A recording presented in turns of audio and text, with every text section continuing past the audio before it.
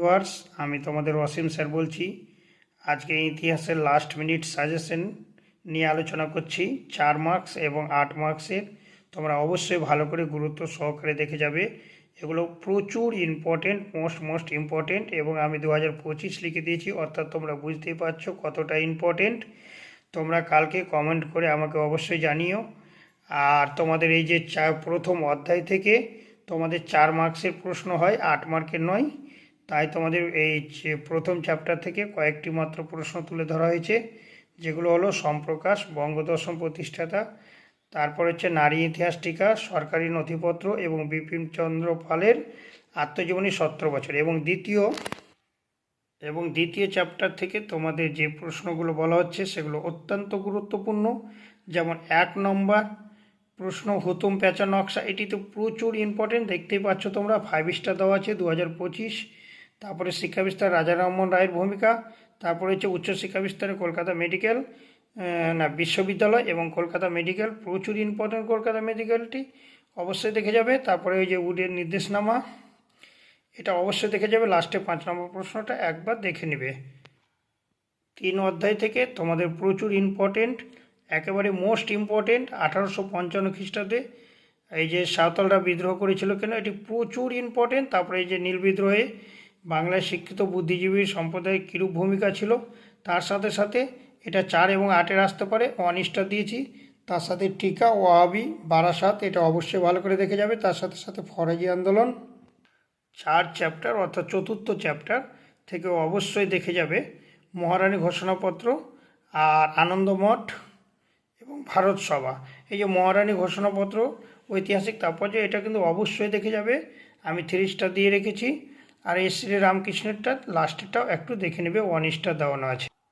এই যে তোমাদের 5 অর্থাৎ 5th চ্যাপ্টার তোমাদের প্রচুর ইম্পর্টেন্ট, এবং এখান থেকে কয়েকটি প্রশ্ন করতে হবে। তার মধ্যে প্রথম প্রশ্ন হচ্ছে ছাপা বইয়ের সাথে শিক্ষা বিস্তারের সম্পর্ক লেখো, মোস্ট ইম্পর্টেন্ট। তার সাথে ছাপাখানায় অগ্রগতি উপেন্দ্র কিশোর রায়চৌধুরী, এটা 3 স্টার দিয়েছি আমি।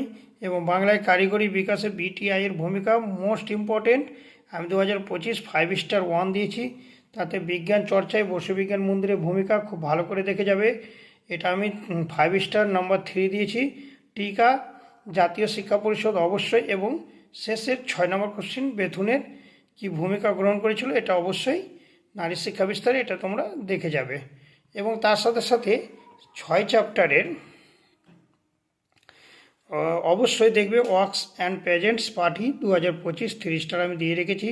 টিকা, বারদৌলি সত্যাগ্রহ, বঙ্গভঙ্গ বিরোধী আন্দোলন 3 স্টার 2025 লিখেছি। মিরাট ষড়যন্ত্র মামলাটা অবশ্যই দেখে নেবে।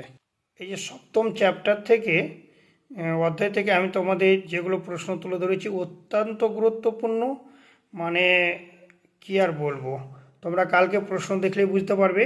দলিত আন্দোলনের বিষয়ে গান্ধী আম্বেদকরের বিতর্ক প্রচুর ইম্পর্টেন্ট, 2025 লিখেছি। তার সাথে আইন অমান্য আন্দোলনের নারী সমাজের, ওর সাথে সাথে বঙ্গভঙ্গ, নারী, ভারত ছাড়ো, অহিংস অসহযোগ, এগুলো নারীর উপরে সাজিয়ে একটু লিখে নেবে। তোমাদের লাস্ট চ্যাপ্টার 8, এই চ্যাপ্টার থেকে মাত্র 2টো প্রশ্ন, 2 থেকে 3টি প্রশ্ন করলে হবে, কারণ এখান থেকে 8 মার্কের কোনো প্রশ্ন হয় না, 4 মার্কের হয়। যেমন হায়দ্রাবাদ ও জুনাগড় রাজ্যটি কীভাবে ভারতভুক্ত হয়, এটা অবশ্যই মোস্ট ইম্পর্টেন্ট। আর এই যে 2 নম্বরটা, দস্তুত সমস্যার সমাধানে ভারতের, এই যে 3 স্টার দিয়েছি। এই কটাই প্রশ্ন দেখে গেলে অবশ্যই তোমরা 100% কমন পাবে। তার সাথে সাথে আমি 8 মার্কের কয়েকটি প্রশ্ন উল্লেখ করে দিচ্ছি, এটি অবশ্যই খুব ভালো করে দেখে যাবে। যেমন 1 নম্বর, নীল বিদ্রোহের কারণগুলি আলোচনা করো, 2025 আমি লিখেই দিয়েছি 5 স্টার। তার সাথে মানব প্রকৃতি ও শিক্ষা সমন্বয় বিষয় রবীন্দ্রনাথের চিন্তা কেমন ছিল, এটি 3 স্টার 2025 2 রেখেছি, অবশ্যই দেখে নেবে। 3 নম্বর প্রশ্ন একটু দেখে যাবে, বিংশ শতকের ভারতে উপনিবেশ বিরোধী আন্দোলন বামপন্থীদের ভূমিকা আলোচনা করো।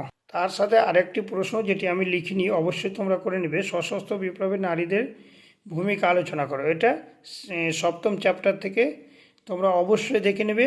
এই কটা প্রশ্ন করলেই তোমার 100% কমন পেয়ে যাবে। বেস্ট অফ লাক, ভালো থাকো, কালকে আমাকে অবশ্যই কমেন্টে জানিও।